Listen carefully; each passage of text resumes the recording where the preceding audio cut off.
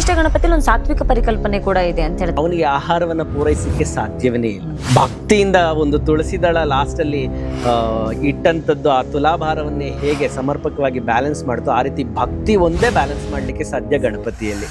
ಭೈರವ ಸಾಕಷ್ಟು ಜನರ ಮನೆ ದೇವರು. ಕೋಳಿಯನ್ನು ಬಲಿ ಕೊಡುವಂಥದ್ದು, ಮೇಕೆಯನ್ನು ಬಲಿ ಕೊಡುವಂಥದ್ದು, ಮದ್ಯವನ್ನ ಪೂಜೆ ಮಾಡಿ ಅದನ್ನೇ ನೈವೇದ್ಯ ಮಾಡುವಂಥದ್ದು, ಈ ಥರದ್ದು ಆಚರಣೆಯಲ್ಲಿ ಬಂದುಬಿಟ್ಟಿರುತ್ತೆ.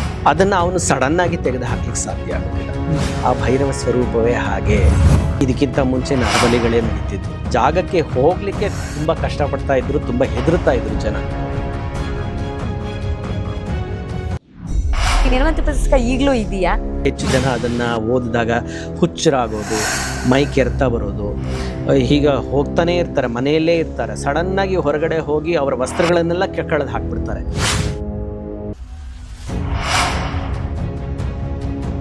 ಹಾಳಾದ್ರೆ ಸಂಪಾದನೆ ಮಾಡಬಹುದು, ಗೌರವ ಹಾಳಾದ್ರೆ ಏನ್ ಮಾಡ್ತಾರೆ?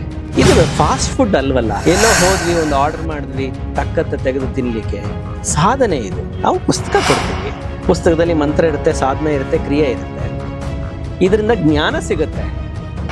ಗುರುವಿನ ಅಡ್ರೆಸ್ ನಾವು ಕೊಟ್ಟಿರಲ್ವಲ್ಲ. ನಿಮ್ಮ ಸಾಧನೆಗೆ ಬಲ ಬೇಕು ಅಂತ ಹೇಳಿದ್ರೆ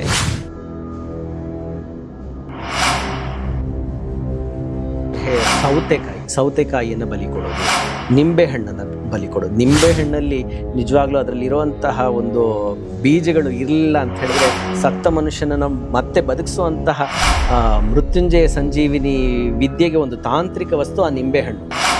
ಅವನು ನಿಜವಾಗ್ಲೂ ತಾಂತ್ರಿಕ ಕಮಾಂಡರ್.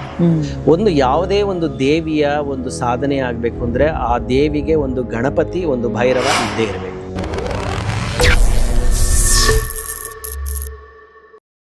ಕನ್ನಡದ ಮಟ್ಟಿಗೆ ಒಂದು ದೊಡ್ಡ ಆಸ್ತಿ ಅಂತಂದರೆ ವೇದಬ್ರಹ್ಮ ಗುಂಜೂರು ರಾಮಚಂದ್ರ ಶಾಸ್ತ್ರಿಗಳು. ಅವರ ನೇರ ಶಿಷ್ಯ ನೀವು. ಸೊ ಅವರೇ ನಿಮಗೆ ಮರುನಾಮಕರಣ ಕೂಡ ಮಾಡ್ತಾರೆ, ಲೇಖನಾಮ ಕೊಡ್ತಾರೆ ಅಶ್ವಿನಿ ದತ್ತ ಅಂತ. ಸೊ ಗುಂಜೂರು ರಾಮಚಂದ್ರ ಶಾಸ್ತ್ರಿಗಳಂತ ಒಂದು ಅದ್ಭುತವಾದ ಒಂದು ಪ್ರಕಾಂಡ ಜ್ಞಾನ ಭಂಡಾರ. ಸೊ ಅವ್ರ ಜೊತೆಗಿನ ಒಡನಾಟ ಹೇಗಿತ್ತು? ಬಹುಶಃ ಕೇರಳದಲ್ಲಿ ಎಲ್ಲೋ ಒಂದು ಕಡೆ ಮಲಯಾಳಂ ಗ್ರಂಥಗಳಿಗೆ ಸೀಮಿತವಾಗಿದ್ದ ಅದೆಷ್ಟೋ ಆಧ್ಯಾತ್ಮ ಗ್ರಂಥಗಳನ್ನು ಕನ್ನಡಕ್ಕೆ ತಂದವರು ಗುಂಜೂರು ರಾಮಚಂದ್ರ ಶಾಸ್ತ್ರಿಗಳು. ಸೊ ಅವ್ರ ಬಗ್ಗೆ ಹೇಳೋದಾದ್ರೆ, ಅವ್ರ ಜೊತೆಗಿನ ಒಡನಾಟದ ಬಗ್ಗೆ ಹೇಳೋದಾದ್ರೆ, ನಿಜವಾಗ್ಲೂ ಇದೊಂದು ನನ್ನ ಸೌಭಾಗ್ಯ. ಗುಂಜೂರು ರಾಮಚಂದ್ರ ಶಾಸ್ತ್ರಿಗಳು ಅವರು ನನ್ನ ಪಾಲಿಗೆ ಗುರುವಾಗಿ ಸಿಕ್ಕಂಥದ್ದು ನನ್ನ ಪೂರ್ವಜನ್ಮದ ಪುಣ್ಯ. ಪ್ರಕಾಶಕನಾಗಿ ನಾನಿನ್ನೂ ಆಗ ಕಾಲೇಜ್ ವಿದ್ಯಾರ್ಥಿ ಓದ್ಕೊಳ್ತಾ ಇದ್ದೆ. ನಮ್ಮ ತಂದೆ ಜೊತೆ ಅವ್ರ ಜೊತೆ ಹೋಗಿ ಬರ್ತಾ ಇದ್ದೆ. ಪ್ರತಿ ಒಂದು ವಾರಕ್ಕೆ 3 ಸರಿ ಆದರೂ ಹೋಗಿ ಬರೋದು ಇದ್ದೇ ಇರ್ತಿತ್ತು. ನಮ್ಮ ತಂದೆಯವರು ಕರ್ಕೊಂಡು ಹೋದಾಗ ಅವರು ಸಬ್ಜೆಕ್ಟ್ ಬಗ್ಗೆ ಮಾತಾಡ್ತಿದ್ರು. ಇದು 1-2 ಸರಿ ನನ್ನ ಗಮನ ಕೂಡ ಸೆಳೀತು. ಹೌದಾ, ಆ ಥರ ಎಲ್ಲ ಇದೆಯಾ ಅಂತ ಹೇಳ್ಬಿಟ್ಟು ನಾನು ಅದರಲ್ಲಿ ಒಳಗಡೆ ಹೋಗ್ಲಿಕ್ಕೆ ಸ್ಟಾರ್ಟ್ ಆದೆ, ಓದಲಿಕ್ಕೆ ಸ್ಟಾರ್ಟ್ ಮಾಡಿದೆ. ಅವ್ರು ಕೊಟ್ಟಂಥದ್ದನ್ನು ಓದಲಿಕ್ಕೆ ಸ್ಟಾರ್ಟ್ ಮಾಡಿದೆ. ಈ ಸ್ಟಾರ್ಟ್ ಮಾಡಿ ಅದರಲ್ಲಿ ನನಗೇನಾದರೂ ಡೌಟ್ ಇದ್ದಾಗ ನಾನು ಅವ್ರ ಹತ್ರ ಹೋಗಿ ನೇರವಾಗಿ ಚರ್ಚೆ ಮಾಡ್ತಾ ಇದ್ದೆ. ಚರ್ಚೆ ಮಾಡುವಾಗ ನಿನಗೆ ಇದರಲ್ಲಿ ಆಸಕ್ತಿ ಇದೆಯಲ್ವಾ ಅಂತ ಹೇಳಿ ಒಂದು ಸರಿ ನನ್ನ ಜಾತಕವನ್ನು ತೆಗೆದುಕೊಂಡ್ರು. ಅದರಲ್ಲಿ ನೋಡಿದ್ರು, ನಿಜವಾಗ್ಲೂ ನೀನು ಮಾಡಬೇಕು, ಇದನ್ನು ಮುಂದುವರಿಸು, ಹಿಂದಿನ ತಲೆಮಾರು ಬಿಟ್ಟ ಹಾಗೆ ನೀನು ಮಾಡಬೇಡ, ಇದರಲ್ಲಿ ಆಳಕ್ಕೆ ಇಳಿ, ಅಧ್ಯಯನ ನೀನು ಕೂಡ ಮಾಡ್ಬೋದು, ಬೇರೆಯವ್ರಿಗಾಗಿ ನೀನು ಮಾಡೋದು ಬೇಕಾಗಿಲ್ಲ, ನಿನ್ನ ಮಟ್ಟಕ್ಕೆ ನೀನು ತಿಳ್ಕೊಬೋದಲ್ವಾ ಅಂಥೇಳಿ ನನಗೆ ಒಂದು ಚಿಕ್ಕದಾದಂಥ ಒಂದು ಆಸೆನ ಅಂಕುರ ಮಾಡಿದ್ರು ನನ್ನಲ್ಲಿ. ಹಾಗೆ ಅವ್ರು ಕೊಟ್ಟಂತಹ ಗ್ರಂಥಗಳು ಏನು ಮ್ಯಾನುಸ್ಕ್ರಿಪ್ಟ್ಸ್ ಇದನ್ನೆಲ್ಲ ನಾನು ತಿದ್ದಲಿಕ್ಕೆ ಶುರು ಮಾಡಿದೆ. ಅಂದರೆ ಅವ್ರ ಮ್ಯಾನುಸ್ಕ್ರಿಪ್ಟ್ ತಿದ್ದೋದು ಅಂತಲ್ಲ, ಅದನ್ನು DTP ಆಗಿ ಬಂದಾಗ ಅದರಲ್ಲಿ ಅಕ್ಷರ ದೋಷಗಳೇನಿದೆ ಆವಾಗ ನಾನು ಓದಲೇಬೇಕಾಗಿ ಬಂತು. ಆ ಎಲ್ಲ ಶಾಸ್ತ್ರಗಳನ್ನು ಓದಲೇಬೇಕಾಗಿ ಬಂತು.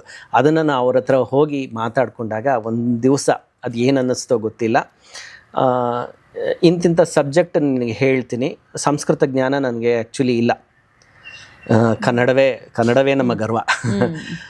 ಸಂಸ್ಕೃತ ಜ್ಞಾನವನ್ನು ಹೇಳಿಕೊಟ್ರು, ಅಕ್ಷರಗಳನ್ನು ಹೇಳಿಕೊಟ್ರು. ಯಾವುದೋ ಒಂದು 2-3 ಪುಸ್ತಕವನ್ನು ಕೊಟ್ಟು, ಅಂದರೆ ಅವರ ಸಬ್ವರ್ಕ್ಗಳನ್ನು ನನ್ನ ಕೈಯಲ್ಲಿ ಮಾಡಿಸೋಕ್ಕೆ ಶುರು ಮಾಡಿದ್ರು. ಇದು ನಾನೇ ಬರೆದ್ರೆ ಕಷ್ಟ ಆಗುತ್ತೋ, ಈಗ ನಿನಗೆ ಹೇಳ್ಕೊಡ್ತೀನಿ, ಇದನ್ನು ನೀನು ಮಾಡ್ಕೊಂಡು ಬಾ, ಹೋಮ್ ವರ್ಕ್ ಮಾಡ್ಕೊಂಡು ಬಾ, ಇದನ್ನು ನಾವು ಫೈನಲೈಸ್ ಮಾಡಿ ಬುಕ್ ಮಾಡೋಣ. ಇವಾಗ ಜಸ್ಟ್ ಪ್ರಕಾಶಕನಾಗಿ ಇದ್ದವನು ಸ್ಕ್ರಿಪ್ಟ್ ರೈಟಿಂಗ್ಗೆ ಚೇಂಜ್ ಆದೆ ಆವಾಗ. ಪುಸ್ತಕಗಳ ಹಾಗೆ ಅವರು ಅದನ್ನು ಮಾಡಿ ನಂತರ ಒಂದು ದಿವಸ ಯಾವುದೋ ಒಂದು ನನ್ನ ಸುಕೃತ ಒಂದು ಒಳ್ಳೆಯ ಯಾವುದೋ ಒಂದು ಗಳಿಗೆಯಲ್ಲಿ ನನಗೆ ಒಂದು ಮಂತ್ರೋಪದೇಶವನ್ನು ಮಾಡಿದ್ರು. ನನಗೆ ಅಂತ ಒಂದು ಅಶ್ವಿನಿ ದತ್ ಅಂತ ಹೇಳಿ ನನಗೊಂದು ಹೆಸರನ್ನು ಕೊಟ್ಟರು. ಈ ಹೆಸರಲ್ಲೇ ನೀನು ಮಾಡು ಅಂತ ಹೇಳಿ. ಇದು ನಿಜವಾಗ್ಲೂ ನನ್ನ ಅನುಗ್ರಹ ಅವ್ರ ಕಡೆಯಿಂದ ಆದಂಥದ್ದು.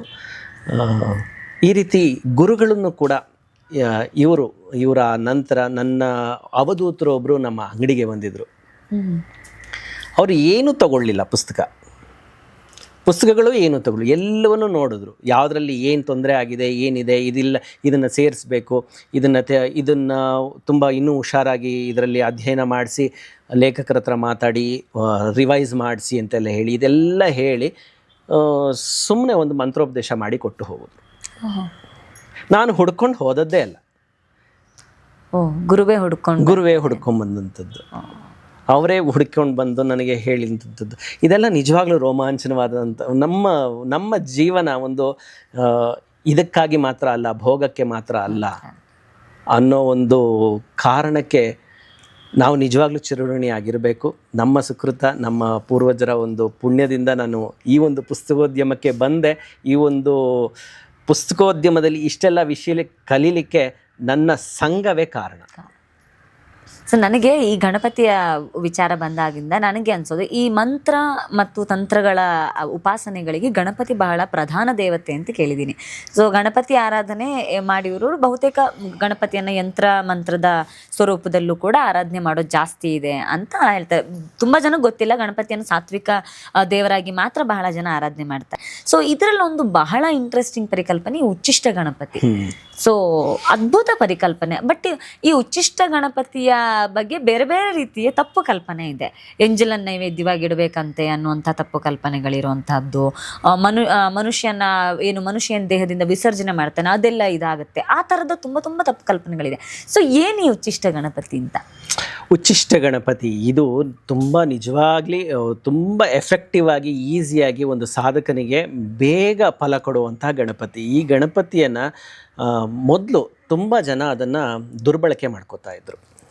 ಬೇರೆಯವ್ರ ಮೇಲೆ ಪ್ರಯೋಗ ಮಾಡೋದಾಗಲಿ, ಅದರಲ್ಲಿ ಒಂದು ಪಾರ್ಟ್ ಬರುತ್ತೆ. ಹೇಗೆ ಅಂತ ಹೇಳಿದ್ರೆ, ಒಂದು ಸಾಧನೆಯನ್ನು ಮಾಡಬೇಕು, ಅವನು ಆ ಸಾಧನೆಯನ್ನು ಮಾಡಬೇಕು, ಆ ಮಂತ್ರವನ್ನು ಮಾಡಬೇಕು, ಆ ಪ್ರಯೋಗವನ್ನು ಮಾಡಬೇಕು ಅಂತ ಹೇಳಿದ್ರೆ ಅವನು ಬಾಯಲ್ಲಿ ಯಾವಾಗಲೂ ಎಂಜಲಿ ಇರಲೇಬೇಕು. ಅದಕ್ಕಾಗಿ ಅವನು ಏನು ಮಾಡ್ತಾನೆ, ಸಾಧಕ ಏನು ಮಾಡ್ತಾನೆ, ಎಲೆ ಅಡಿಕೆಯನ್ನು ಹಾಕ್ಕೋತಾನೆ. ಎಲೆ ಅಡಿಕೆಯನ್ನು ಆಗೀತಾ ಮಂತ್ರ ಜಪವನ್ನು ಮಾಡೋದು, ಇದನ್ನೆಲ್ಲ ಮಾಡೋದ್ರಿಂದ ಅದು ಸಾಧನೆ ಆಗುತ್ತೆ. ಅದಕ್ಕಾಗಿ ಅವನ ಉಚ್ಚಿಷ್ಟ ಅಂತ ಕರೆದ್ರು. ಅಂದರೆ ಶೇಷವಾಗಿ ಉಳಿದಂತಹ ವಸ್ತುವನ್ನು ಇವನು ಕೊಡುವಂಥದ್ದು. ಈ ರೀತಿ ಬೇರೆ ಬೇರೆ ವಿಷಯಗಳನ್ನು ಜನರೇ ಹುಟ್ಟಾಕೊಂಡ್ಬಿಟ್ರು. ಅವನು ನಿಜವಾಗ್ಲೂ ತಾಂತ್ರಿಕ ಕಮಾಂಡರ್. ಒಂದು ಯಾವುದೇ ಒಂದು ದೇವಿಯ ಒಂದು ಸಾಧನೆ ಆಗಬೇಕು ಅಂದರೆ ಆ ದೇವಿಗೆ ಒಂದು ಗಣಪತಿ, ಒಂದು ಭೈರವ ಇದ್ದೇ ಇರಬೇಕು. ಗಣಪತಿದು 108 ರೂಪ ಇದೆ. ಮುದ್ಗಲ ಪುರಾಣದಲ್ಲಿ 32 ಗಣಪತಿಯ ಬಗ್ಗೆ ಹೇಳ್ತಾರೆ. ಭೈರವನ 108 ಸ್ವರೂಪ ಇದೆ. ಆ ಅಷ್ಟಭೈರವರು ಏನೀಗ ಪ್ರಚಲಿತವಾಗಿ ಬ್ಲಾಕ್ ಬಸ್ಟರ್ ಮೂವಿ ಕಾಂತಾರದಲ್ಲಿ ಹಿಟ್ ಆಯ್ತಲ್ಲ, ಆ ಅಷ್ಟಭೈರವರ ಒಂದು ಸ್ವರೂಪ ಅದೆಲ್ಲವೂ ನಿಜ. ಅದನ್ನು ಹೇಗೆ ಅಳವಡಿಸ್ಕೋಬೇಕು, ಯಾರ ಜೊತೆ ಯಾರನ್ನು ಸೇರಿಸ್ಕೋಬೇಕು, ಅದನ್ನು ಮಾಡಿ ಆ ಮಂತ್ರವನ್ನು ಮಾಡಿದಾಗ ಖಂಡಿತ ಫಲ ಸಿಗುತ್ತೆ. ಇಲ್ಲದಿದ್ದರೆ ಈ ರೀತಿ ಆಪಾದನೆ, ಅದು ಉಚ್ಚಿಷ್ಟಪ್ಪ, ಅದನ್ನು ಎಂಜಲಿಂದ ಮಾಡುವಂಥದ್ದು, ಅದು ನಾವು ಮಾಡೋದಿಲ್ಲ, ನಾವು ಮಡಿವಂತರು, ಈ ರೀತಿ ಅಲ್ಲ. ಈ ಉಚ್ಚಿಷ್ಟ ಗಣಪತಿಲಿ ಒಂದು ಸಾತ್ವಿಕ ಪರಿಕಲ್ಪನೆ ಕೂಡ ಇದೆ ಅಂತ ಹೇಳ್ತಾರೆ. ಅಂದ್ರೆ ಗಣಪತಿ ತಿಂದು ಮಿಕ್ಕೋದೇ ಇಲ್ಲ, ಮಿಕ್ಕಿದ್ದು ಕೊಟ್ರೆ ಅದು ಬಹಳ ಇದು, ಹಾಗಾಗಿ ಅದು ಅಭಿವೃದ್ಧಿಯ ಸಂಕೇತ ಅಂತ ಕೂಡ ಹೇಳ್ತಾರೆ. ಸೊ ಇದು ಹೌದಾ ಅಂತ? ಗಣಪತಿಯ ಒಂದು ಅವನು ಎಲ್ಲವನ್ನು, ಅವನಿಗೆ ಆಹಾರವನ್ನು ಪೂರೈಸಲಿಕ್ಕೆ ಸಾಧ್ಯವೇ ಇಲ್ಲ. ಭಕ್ತಿಯಿಂದ ಒಂದು ತುಳಸಿ ದಳ ಲಾಸ್ಟಲ್ಲಿ ಇಟ್ಟಂಥದ್ದು ಆ ತುಲಾಭಾರವನ್ನೇ ಹೇಗೆ ಸಮರ್ಪಕವಾಗಿ ಬ್ಯಾಲೆನ್ಸ್ ಮಾಡ್ತೋ ಆ ರೀತಿ ಭಕ್ತಿ ಒಂದೇ ಬ್ಯಾಲೆನ್ಸ್ ಮಾಡಲಿಕ್ಕೆ ಸಾಧ್ಯ ಗಣಪತಿಯಲ್ಲಿ. ಹಾಗೆ ಕೊಟ್ಟಾಗ ಅವನು ಉಚ್ಚಿಷ್ಟ ಅನ್ನೋ ಒಂದು ಪರಿಕಲ್ಪನೆ ಏನು ಅಂತ ಹೇಳಿದ್ರೆ ಫಲ. ನಾವು ಮಾಡಿದಂತಹ ಪೂಜೆಯ ಫಲವನ್ನು ಉಚ್ಚಿಷ್ಟವಾಗಿ ಅವನು ನಮಗೆ ರಿಟರ್ನ್ ಕೊಡ್ತಾನೆ.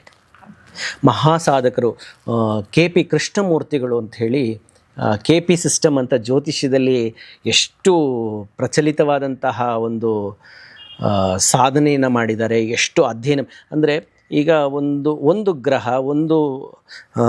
ಗ್ರಹದ ಒಂದು ಡಿಗ್ರಿ ಇಷ್ಟರಿಂದ ಇಷ್ಟಿರಬೇಕು ಒಂದು ಅಂತ ಹೇಳ್ತೀವಲ್ಲ, ಆ ಒಂದು ಗ್ರಹಗಳಿಗೆ ಅಧಿಪತಿಯನ್ನು ಹುಡುಕಿ ಅದನ್ನು ಮತ್ತೆ MRI ಥರ ಕಟ್ ಮಾಡಿ ಒಂದೊಂದು ಸೂಕ್ಷ್ಮಾಧಿಪತಿಗಳನ್ನು ಹುಡುಕಿ ಅಲ್ಲಿ ನೇರವಾಗಿ ಅಲ್ಲಿ ಒಂದು ಪ್ರಿಡಿಕ್ಷನ್ ಕೊಡುವಂಥ ಒಂದು ಸಿಸ್ಟಮನ್ನು ಕಂಡುಹಿಡಿದವರು KP ಕೃಷ್ಣಮೂರ್ತಿಗಳು. ಅದನ್ನು ಕೃಷ್ಣಮೂರ್ತಿ ಪದ್ಧತಿ ಅಂತ ಹೇಳಿಬಿಟ್ಟು ಈಗಲೂ ಹಲವಾರು ಜನ ಅದನ್ನು ಅಧ್ಯಯನ ಮಾಡ್ತಿದ್ದಾರೆ.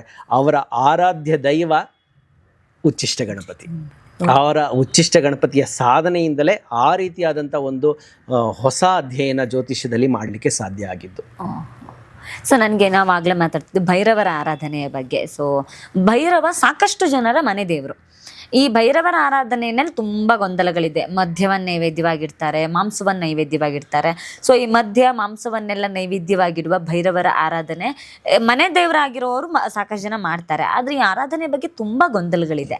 ಸೊ ಅಷ್ಟಾದಶ 108 ಭೈರವರ ಬಗೆಗಿನ ಪುಸ್ತಕಗಳನ್ನು ನೀವು ಪ್ರಕಾಶನ ಮಾಡಿದ್ದೀರಿ. ಸೊ ಯಾವ್ಯಾವ ಭೈರವರಿದ್ದಾರೆ, ಯಾವ್ಯಾವ ರೂಪ ಇದೆ? ಸೊ ಈ ಭೈರವರ ಘೋರ ರೂಪಗಳು ಅಲ್ಟಿಮೇಟ್ ಇನ್ನು ಇದಕ್ಕಿಂತ ಘೋರ ರೂಪ ಇಲ್ಲಪ್ಪ ಅನ್ನುವಂತಹ ಭೈರವರಿದ್ದಾರಾ ಹೇಗೆ ಅಂತ? ಈಗ ಯಾವುದೇ ಒಂದು ಮನೆತನಕ್ಕಾಗಲಿ ಕುಟುಂಬಕ್ಕಾಗಲಿ ಅವರದೇ ಆದಂತಹ ಮನೆ ದೇವರು ಕುಲದೇವತೆ ಅನ್ನೋದು ಇದ್ದೇ ಇರ್ತಾರೆ. ಅಲ್ಲಿ ಕುಲದೇವತೆಯಲ್ಲಿ ಒಂದು ಪುರುಷ ದೇವತೆ, ಒಂದು ಸ್ತ್ರೀ ದೇವತೆ ಇದ್ದೇ ಇರ್ತಾರೆ. ಅದು ದೈವ ಸ್ವರೂಪವೂ ಇರಬಹುದು, ಇಲ್ಲ ಅವರ ಜೊತೆನೇ ಬಾಳಿದಂತಹ ದೈವ ಸಾಕ್ಷಾತ್ಕಾರವನ್ನು ಪಡ್ಕೊಂಡ ಅವರ ಪೂರ್ವಿಕರು ಕೂಡ ಅವರಿಗೆ ಕುಲದೈವವಾಗಿ ಉಳ್ಕೊಂಡಿರ್ಬೋದು. ಅದನ್ನು ಯಾವುದೇ ಮನುಷ್ಯ ಅವನ ಒಂದು ಜೀವನ ಸರಾಗವಾಗಿ ನಡಿಬೇಕು, ಬೇರೆಯವರ ಒಂದು ತೊಂದರೆಗೆ ಒಳಗಾಗಬಾರ್ದು ಅಂತ ಹೇಳಿದ್ರೆ ಮೂಲವಾಗಿ ಅವನು ಕಂಡುಕೋಬೇಕಾಗಿರೋವಂಥದ್ದು ಮನೆ ದೇವರು. ಆ ಮನೆ ದೇವರನ್ನ ಸ್ಮರಣೆ, ಆರಾಧನೆ ಮತ್ತು ನಿತ್ಯ ಅವರನ್ನು ಜಪ ತಪಗಳ ಮಾಡೋದ್ರಿಂದ ನಿಜವಾಗ್ಲೂ ಅವರಿಗೆ ದೊಡ್ಡ ರಕ್ಷಣೆ ಸಿಗುತ್ತೆ. ಎಂತಹ ರಕ್ಷಣೆ ಅಂತ ಹೇಳಿದ್ರೆ ಯಾರೇ ಮಾರಣ ಕ್ರಿಯೆ ಮಾಡಲಿ, ಸ್ತಂಭನೆ ಕ್ರಿಯೆ ಮಾಡಲಿ ತಾಗೋದಿಲ್ಲ. ಮನೆ ದೇವರು ಆ ರೀತಿ ಕಾವಲಿಗೆ ನಿಂತಿರ್ತಾರೆ. ಈ ರೀತಿ ಕಾವಲ ದೇವತೆಯಾದಂತಹ ಸ್ವರೂಪವೇ ಕಾಲಭೈರವ. ಕಾಲಭೈರವ ಅನ್ನೋದು ಒಂದು ಸ್ವರೂಪ. ಆದರೆ ರೂರು ಭೈರವ, ಅಸಿತಾಂಗ ಭೈರವ, ಈ ರೀತಿ ಹಲವು ಭೈರವ, ಅಷ್ಟಭೈರವರು ಪ್ರಧಾನ. ಆ ಅಷ್ಟಭೈರವರಿಗೆ ಅವರಿಗೆ ಅಸಿಸ್ಟೆಂಟ್ ಆಗಿ 8 ಜನ ಇರ್ತಾರೆ. ಅಷ್ಟಭೈರವರ ಕೆಳಗೆ ಅಷ್ಟಷ್ಟು ಭೈರವರು ಇರುವಂಥದ್ದು ಅಷ್ಟಾಷ್ಟ ಭೈರವರು ಅಂತ ಹೇಳ್ತಾರೆ. ಅಂದ್ರೆ 64 ಭೈರವರು.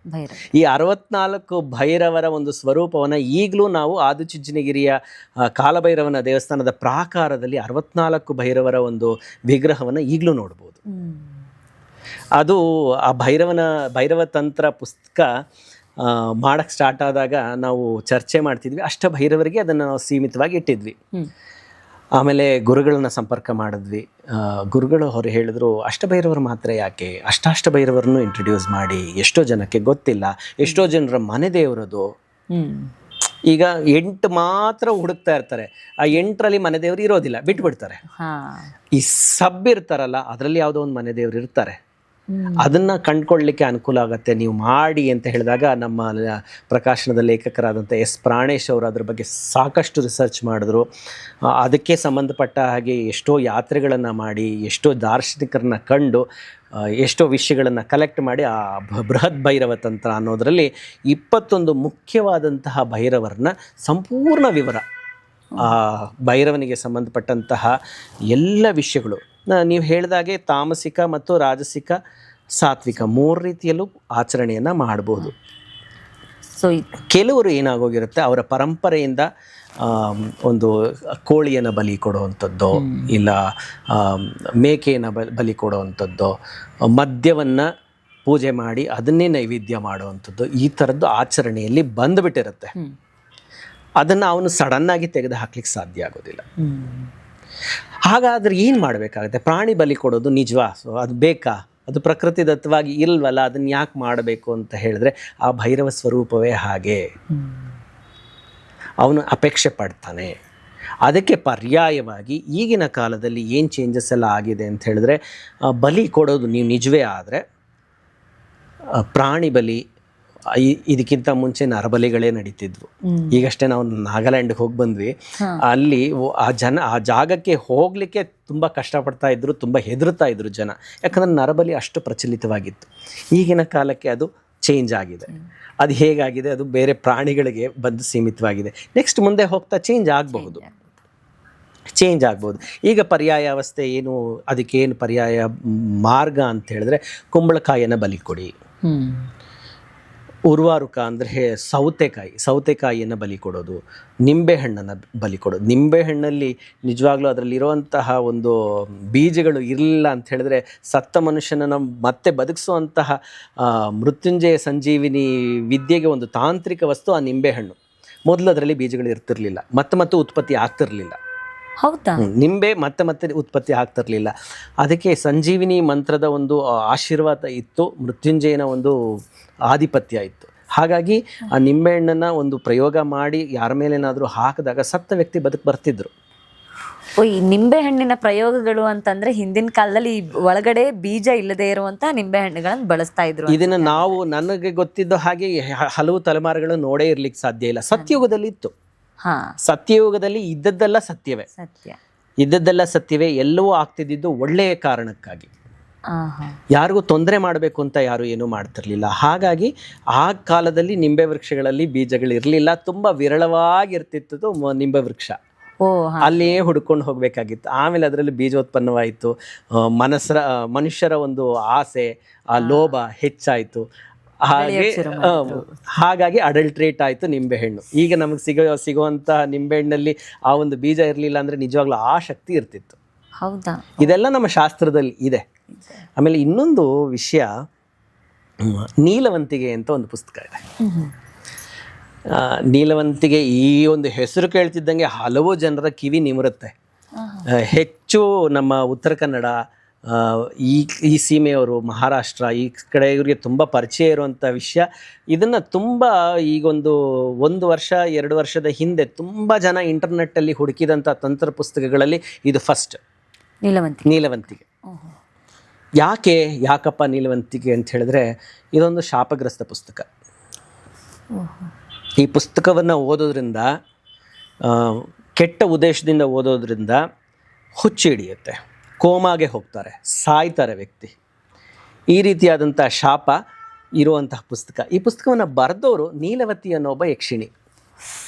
ನೀಲವತಿ ಅನ್ನೋ ಯಕ್ಷಿಣಿ ಯಾವುದೋ ಕಾರಣಕ್ಕಾಗಿ ಭೂಲೋಕಕ್ಕೆ ಬರ್ತಾಳೆ. ಭೂಲೋಕಕ್ಕೆ ಬಂದು ಅವಳ ಕರ್ಮವನ್ನು ಏನೋ ಮಾಡ್ತಿರೋವಾಗ ಏನೋ ಒಂದು ಧರ್ಮದಲ್ಲಿ ಧರ್ಮಾಚರಣೆಯಲ್ಲಿ ಏನೋ ತೊಂದರೆ ಆಗುತ್ತೆ, ಧರ್ಮ ಭ್ರಷ್ಟಳಾಗ್ತಾಳೆ. ಆವಾಗ ಅವಳಿಗೊಂದು ಶಾಪ ಸಿಗುತ್ತೆ, ನೀನು ಭೂಲೋಕದಲ್ಲೇ ಇರೋದು. ಆದರೆ ನಿನಗೆ ಒಂದು ಅಡ್ವಾಂಟೇಜ್ ಏನು ಕೊಡ್ತೀನಿ, ನೀನು ಯಕ್ಷಿಣಿ ಆಗಿರೋದ್ರಿಂದ ನಿನಗೊಂದು ಅಡ್ವಾಂಟೇಜ್ ಏನು ಕೊಡ್ತೀನಿ, ಪ್ರತಿ ದಿವಸದ ಇಂತಿಷ್ಟು ನಿರ್ದಿಷ್ಟ ಸಮಯದಲ್ಲಿ ಮಾತ್ರ ನಿನ್ನ ಯಕ್ಷಿಣಿಯ ಒಂದು ಶಕ್ತಿ ನಿನ್ನಲ್ಲಿ ಬಂದು ಹೋಗುತ್ತೆ. ಅದು ಬಿಟ್ಟರೆ ನೀನು ಮಾನವ ಅಷ್ಟೇ. ಆ ಸಮಯ ಬಿಟ್ಟರೆ ನೀನು ಮಾನವನಾಗಿ ಇರಬೇಕು. ಆಗ ಇವಳು ಜೀವನವನ್ನು ಸಾಗಿಸ್ಬೇಕು. ಶಾಪಗ್ರಸ್ತಿ ಆಗಾಯಿತು.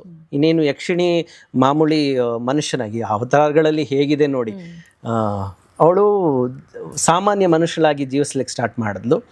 ಆ ಒಂದು ಸಮಯಕ್ಕಾಗಿ ಕಾಯ್ತಿರ್ತಿದ್ಲು. ಯಾವುದು ಅದೊಂದು ಗಳಿಗೆ ಅವಳಿಗೆ ಯಕ್ಷಿಣಿಯಾಗಿ ಅವಳಿಗೆ ಜ್ಞಾನ ಮಾತ್ರ ಬರ್ತಿತ್ತು. ಅಲ್ಲಿ ಹೋಗುವಂಥ ಶಕ್ತಿ ಇಲ್ಲ, ಆದರೆ ಆ ಜ್ಞಾನ ವಾಪಸ್ ಬರ್ತಿತ್ತು. ಆವಾಗ ಅವನು ಏನು ಮಾಡಿದ್ಲು, ಅದನ್ನೆಲ್ಲ ಬರೆದಿಟ್ಕೊಂಡ್ಳು.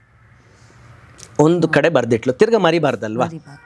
ಆ ಗಳಿಗೆ ಬಿಟ್ಟು ಮಿಕ್ಕಿದ ಸಮಯದಲ್ಲಿ ಈಗ ಯಾವುದೋ ಒಂದು ಪ್ರಾಣಿಯ ಆಕ್ರಮಣ ಆಗುತ್ತೆ.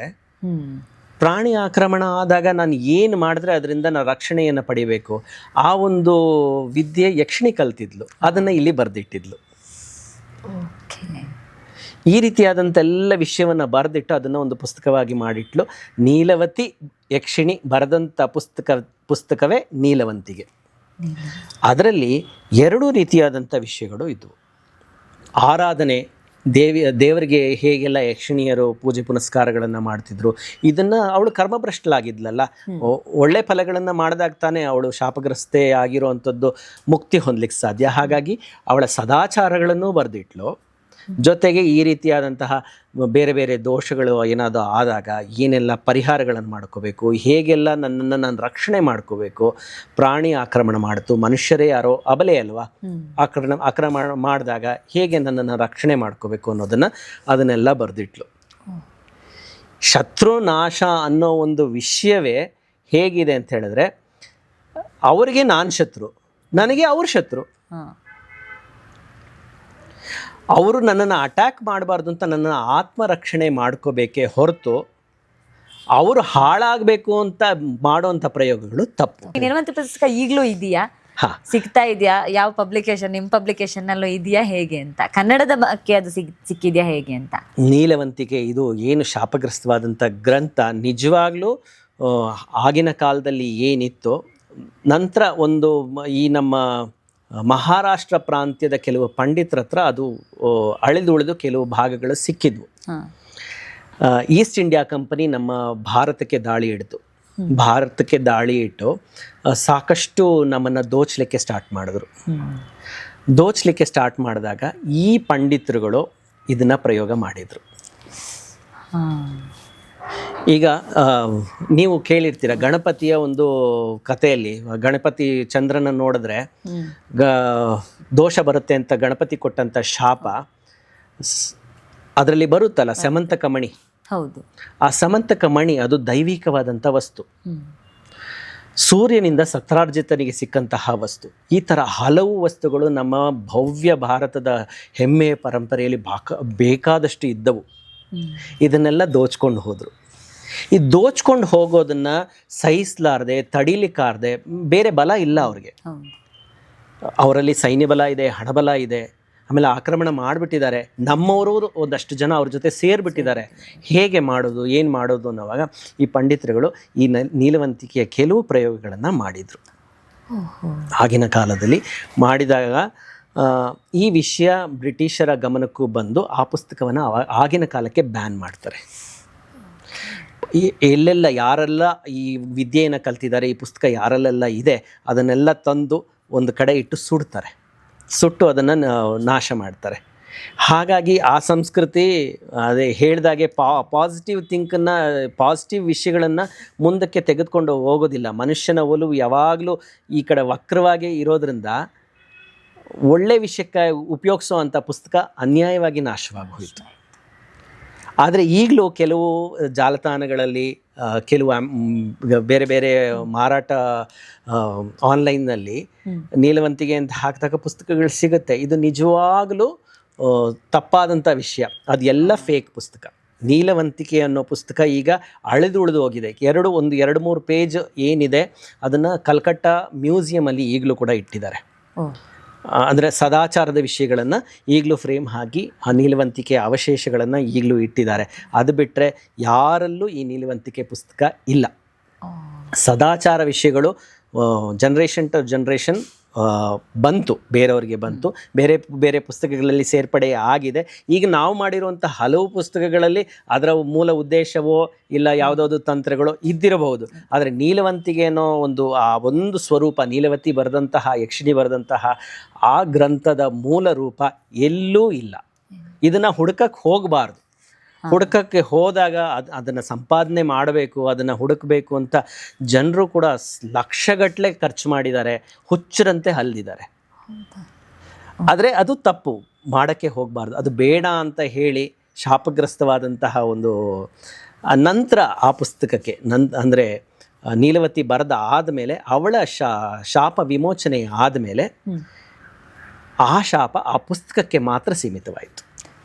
ಹಾಗಾಗಿ ಆ ಪುಸ್ತಕವನ್ನು ಹೆಚ್ಚು ಜನ ಮಾಡಬಾರ್ದು. ಹೆಚ್ಚು ಜನ ಅದನ್ನು ಓದಿದಾಗ ಹುಚ್ಚರಾಗೋದು, ಮೈ ಕೆರೆತ ಬರೋದು, ಈಗ ಹೋಗ್ತಾನೇ ಇರ್ತಾರೆ, ಮನೆಯಲ್ಲೇ ಇರ್ತಾರೆ, ಸಡನ್ನಾಗಿ ಹೊರಗಡೆ ಹೋಗಿ ಅವರ ವಸ್ತ್ರಗಳನ್ನೆಲ್ಲ ಕಳೆದು ಹಾಕ್ಬಿಡ್ತಾರೆ. ಕೀರ್ತಿ ಹಾನಿ, ಈ ದುಡ್ಡು ಹಾಳಾದರೆ ಸಂಪಾದನೆ ಮಾಡ್ಬೋದು, ಗೌರವ ಹಾಳಾದರೆ ಏನು ಮಾಡ್ತಾರೆ? ಆ ಒಂದು ಕೊರಗಲ್ಲೇ ಅವನು ಏನಾದರೂ ಒಂದು ಮಾಡ್ಕೊಂಬಿಡ್ಬೇಕು, ಕೋಮಾಗೆ ಹೋಗ್ಬಿಡ್ಬೇಕು, ಆ ಒಂದು ಚಿಂತೆಯಲ್ಲೇ ಈ ರೀತಿ ಅದೆಲ್ಲ ತೊಂದರೆಗಳು ಆಗತ್ತೆ ಅನ್ನೋ ಕಾರಣಕ್ಕಾಗಿ ಆ ಪುಸ್ತಕವನ್ನು ಗೌಪ್ಯವಾಗಿ ಇಡ್ಲಿಕ್ಕಾಯ್ತು. ಇಲ್ಲ ಅಂತಲೇ ಹೇಳ್ಬೋದು. ಈಗ ಖಂಡಿತ ಇಲ್ಲ ಅಂತಲೇ ಹೇಳ್ಬೋದು. ಹುಡುಕೋದು ನಿಜವಾದಂತಹ ದಡ್ಡತನ.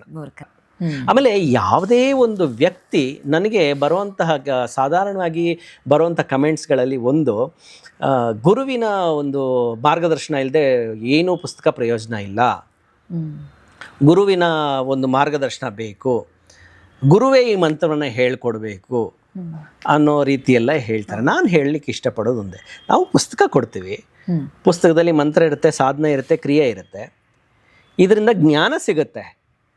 ಗುರುವಿನ ಅಡ್ರೆಸ್ ನಾವು ಕೊಟ್ಟಿರಲ್ವಲ್ಲ,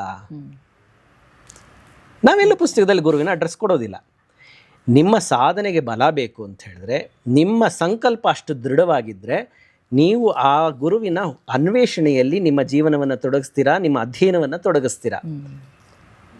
ಇದು ಫಾಸ್ಟ್ ಫುಡ್ ಅಲ್ವಲ್ಲ.